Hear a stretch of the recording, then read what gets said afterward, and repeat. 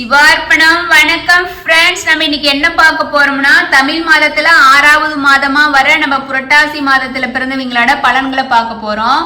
இந்த புரட்டாசி மாதத்தை தெய்வீக தன்மை கொண்ட மாதமா சொல்லுவாங்க. என்ன காரணம், மகாவிஷ்ணுவுக்கு உகந்த மாதமா இருக்கு.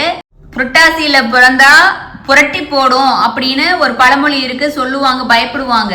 என்ன காரணம் அப்படின்னா, மழை காலமா இருக்கிறதுனால குழந்தைங்க பிறந்துச்சுன்னா அந்த குழந்தைங்களுக்கு நோய் நொடி வரும் அப்படிங்கிறதுனாலதான் அதை சொல்லுவாங்க. அதனாலதான் அந்த காலத்துல புரட்டாசியில குழந்தை பிறக்க கூடாது அப்படின்னு நினைப்பாங்க. ஆனா இந்த புரட்டாசியில குழந்தை பிறந்தவங்க அவங்க எப்படி இருப்பாங்கன்னா, கேள்விக்கு அறிவு நாயகனா இருக்கிற நம்ம புத பகவான் இதுக்கு அதிபதியா இருக்கிறாரு. புதன் பகவான் அதிபதியா உள்ள கன்னி ராசியில சூரியன் சஞ்சரிக்கும் நாள் தான் புரட்டாசி மாதம். அதன் காரணமா தான் நம்ம புரட்டாசி மாதத்துல பிறந்தவங்க நல்ல அறிவு, ஆற்றல், விவேகம், மனோதைரியம் கொண்டவங்களா இருக்கிறாங்க. எந்த ஒரு விஷயத்தையும் நல்ல சிறப்பா கற்று அதை நேர்த்தியா செய்யக்கூடியவங்களாவும் இருப்பாங்க. இவங்க சின்ன வயசுலயே எல்லா நூல்களையும் நல்லா படிச்சு நல்ல அறிவாளியாகவும் தத்துவமா பேசுற மாதிரியும் நல்லா அதுக்கு தத்துவங்கள் விளக்கங்கள் எல்லாம் கொடுக்கற மாதிரியும் இருப்பாங்க. இவங்க கிட்ட எந்த ஒளிவு மறைவுமே இருக்காது. அது போல இவங்களுக்கு பொய் சொன்னாலும் பொருந்த சொல்ற திறமையும் இருக்குது அப்படிங்கிறாங்க. இவங்க மற்றவங்களோட மனசை புரிஞ்சுக்கிற சக்தி அப்படியே இருக்குதும்பாங்க. ஆனா மத்தவங்க இவங்க மனசை புரிஞ்சுக்க முடியாது. ஒருத்தரோட மனசை புண்படுத்தாம நடந்துக்கிற ஆற்றல் இவங்களுக்கு இருக்கு. இவங்க கிட்ட செல்வம் இருக்குதோ இல்லையோ புத்தகங்களை அதிகமா வாங்கி குவிக்கக்கூடியவங்களா இருப்பாங்க. அதே போல புத்தகங்களை படிச்சு தேவையானதை மனப்பாடம் செய்யணும்னு கிடையாது, அதோட உள்கருத்தை மட்டும் எடுத்து இப்படி பேசுறதுக்கும் திறமைசாலியா இருப்பாங்க. சந்தர்ப்ப சூழ்நிலைக்கு ஏற்ப பேசுற அவங்க கிட்ட திறமையும் இருக்கு. இவங்க எப்பவுமே குடும்பத்துல மற்றவங்களை அனுசரிச்சு போறவங்களா இருப்பாங்க. இவங்க எப்பவுமே ஒருத்தரோட மனசை புண்படுத்தவே விரும்ப மாட்டாங்க. பெண்களா இருந்தா ஆண்கள் மூலமும், ஆண்களா இருந்தா பெண்கள் மூலமும் ஆதாயம் பெறக்கூடியவங்களா இருப்பாங்க. எவ்வளவு முக்கியமான விஷயமா இருந்தாலும் குடும்பத்துல கலந்து ஆலோசிச்சு செய்யறவங்களா இருப்பாங்க. இவங்க தொழில் என்ன செய்வாங்கன்னா, நல்ல புத்திசாலியா இருப்பதுனால அறிவு சார்ந்த வேலைகளை தான் இவங்க செய்வாங்க.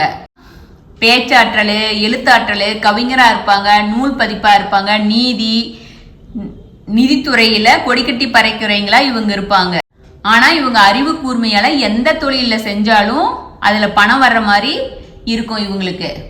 இவங்க எப்பவுமே பணத்தை சேமிச்சு வைக்கணும் அப்படிங்கிற எண்ணம் உள்ளவங்களா இருப்பாங்க. அதனால இவங்க கணக்குல எப்போதும் பணம் இல்லைன்னே இருக்காது, பணம் இருந்துகிட்டே இருக்கும். இவங்களுக்கு பூர்வீக சொத்து கிடைக்கும், தாய்மாமன் வழியில சொத்து கிடைக்கும்.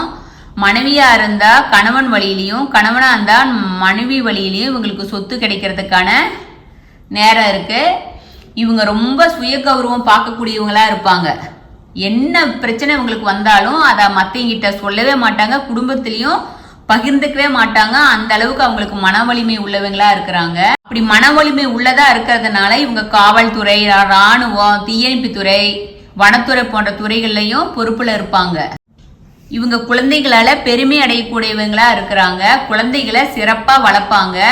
குரு பகவான், சனி பகவான் இவங்களுக்கு பாக்குறதுனால குழந்தைகளால இவங்களுக்கு எப்பவுமே ஏற்றம் கிடைக்கும். புரட்டாசி மாதத்துல பிறந்தவங்க ரொம்ப இயற்கையை விரும்புறவங்களா இருப்பாங்க. மேரேஜ் ஆன பிறகு குடும்பத்தோட சேர்ந்து விருப்பமான இடங்களுக்கு போய் இயற்கை காட்சிகளை அனுபவிக்கிறவங்களா இருப்பாங்க. நம்ம புரட்டாசி மாதம்னாவே விரதங்களும் பண்டிகைகளும் நிறைஞ்ச மாதமா இருக்குது. ஆன்மீக குணம் இவங்க கிட்ட அதிகமா இருக்கும். புரட்டாசி மாதம் பிறந்தவங்க இன்னும் 6 இருக்காங்க. இதுல பெரியவங்க யார் இருக்காங்க அப்படின்னா, வள்ளலாறு புரட்டாசியில தான் பிறந்திருக்கிறாரு. அவர் 1823ஆம் ஆண்டு புரட்டாசி மாதம் 21ஆம் தேதி தான் பிறந்தாரு. அதே போல திருமூலர் பிறந்ததும் புரட்டாசி மாதத்துல அவிட்ட நட்சத்திரத்துல பிறந்திருக்கிறாரு. 3000 வருடம் 13 நாள் திருமூலர் வாழ்ந்திருக்கிறாரு. போல வால்மீகி பிறந்ததும் புரட்டாசி மாதம் அனுச நட்சத்திரத்துல தான் பிறந்திருக்கிறாரு. அவர் 700 வருடம் 32 நாள் வாழ்ந்திருக்கிறாரு. இது மாதிரி முக்கியமான புண்ணியமான குருக்கள் எல்லாம் இதுல பிறந்திருக்காங்க. ஆனா இவங்க எப்பவுமே நேர்மையா இருக்கணும் அப்படின்னு சொல்லி விரும்புவாங்க. அந்த நேர்மையான குணமே இவங்களுக்கு பகையை உருவாக்கி கொடுக்கும், மனக்கசப்பை ஏற்படுத்தும். இவங்க எப்போதுமே நகைச்சுவை உணர்வு கொண்டவங்களா இருப்பாங்க. தன்னை சுத்தி நண்பர்கள் இருக்கிறத விரும்புவாங்க.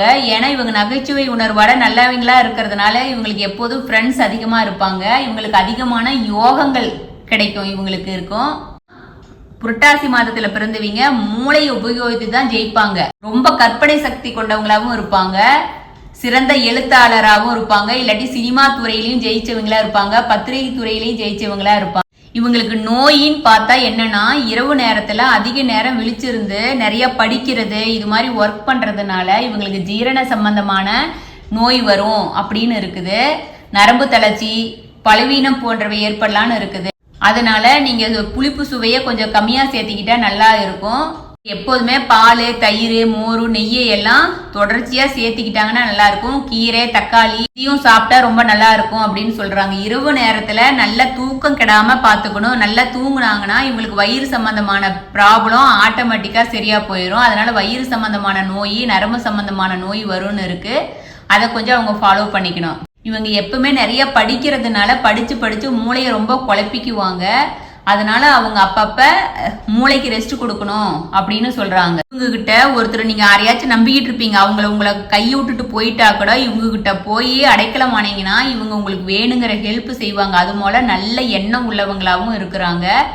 இவ்வளவு சிறப்பு மிக்க புரட்டாசியில பிறந்தவங்க வாழ்க்கை இன்னும் மேலும் மேலும் ஜெயிக்கணும், வெற்றி அடையணும் அப்படின்னு சொல்லிட்டு நம்ம சிவார்ப்பணம் 6161 சேனல் கேட்டுக்கிறோம். Thank you Sivarpanam friends.